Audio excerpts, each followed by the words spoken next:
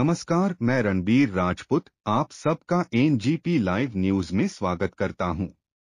चलिए एक नजर डालते हैं आज की प्रमुख हेडलाइंस पर।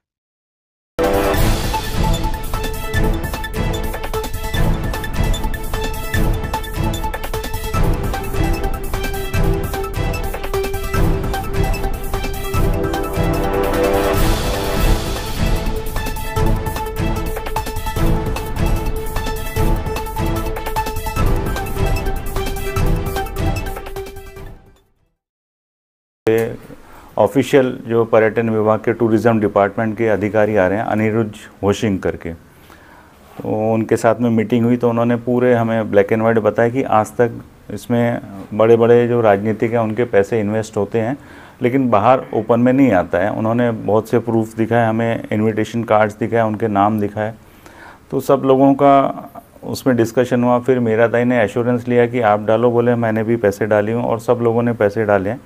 ऐसा करके सबके पैसे उसमें उन्होंने बताया।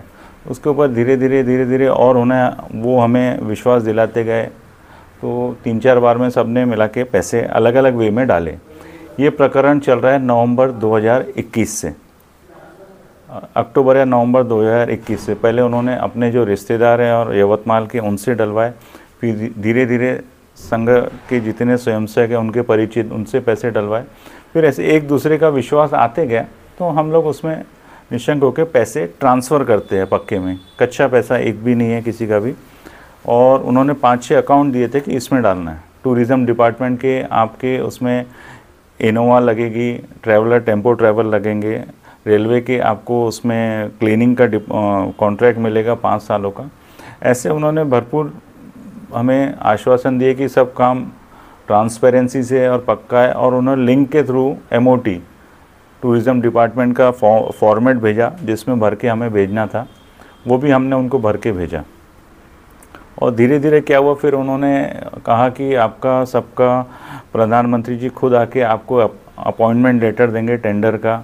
ये तारीख को कभी 18 अगस्त को बताया, फिर 11 नवंबर 2022 को, फिर जनवरी 2023 में। ऐसे कर करके अलग अलग डेट को उन्होंने हमें बताया कि प्रधानमंत्री जी को समय नहीं है, इसलिए बार बार वो डेट चेंज करते गए। हमें भी विश्वास होते गया, बट कुछ लोगों को पैसे की ज़रूरत पड़ी तब उन्होंने अपना आक्रोश दिखाया।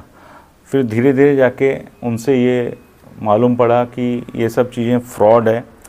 फिर हमने जब पुलिस में कंप्लेन की तो पुलिस ने हमें पकड़ने में पूरी मदद की, लेकिन पकड़ने में सिर्फ वो अनिरुद्ध को ही पकड़ के लेके आए लखनऊ से, वो भी अच्छी सफलता रही। फिर यहाँ पे केस दाखिल हुआ, केस में और भी हमने आरोपियों के नाम बताए थे। 70 लोग हम लोग उसमें फंस गए हैं और करीब 7.25 से 8 करोड़ रुपए कुल मिला के अंदाजन सिर्फ यहाँ की राशि है। तो ये थी अब तक की खबरें। हमारे चैनल को लाइक, सब्सक्राइब और शेयर अवश्य करिए और देखते रहिए एनजीपी लाइव न्यूज।